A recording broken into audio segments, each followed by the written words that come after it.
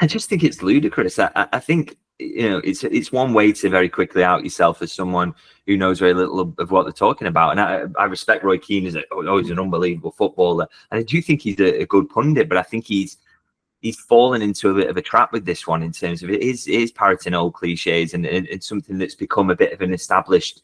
An established truth, even though there's not really fundamental truth behind it. Because I think at the end of the day, there's no way Liverpool could have had this huge weakness at right back and won the things they have in recent years. It's just not possible. You cannot carry a player who is that bad.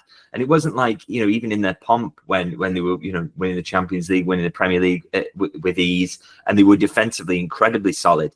It's not like, the other players were spending their entire game at right back subbing in for him. He had to do a lot of one-on-one defending. It happens a lot. And you see this season in particular, where I do think he has taken a slight jump in terms of, I think there's an increased commitment to that aspect of his game this season, but he's never been absolutely shambolic, because you just couldn't win something, the things that Liverpool have won with him there being that.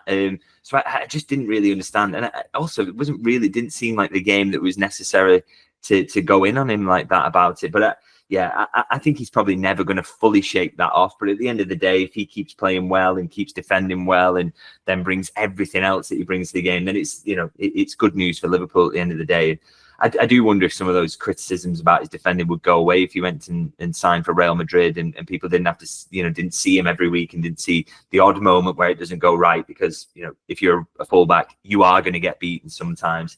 And then people would just be talking about all the good things in his game. So, maybe that's what he's got to face when he's under the spotlight in the Premier League. And we do see him week in, week out. But I think there's not a single Liverpool fan who's got a doubt about his qualities, both on the defensive and the offensive aspects. And, I think they'll find it quite easy to dismiss the opinions of a former Manchester United midfielder.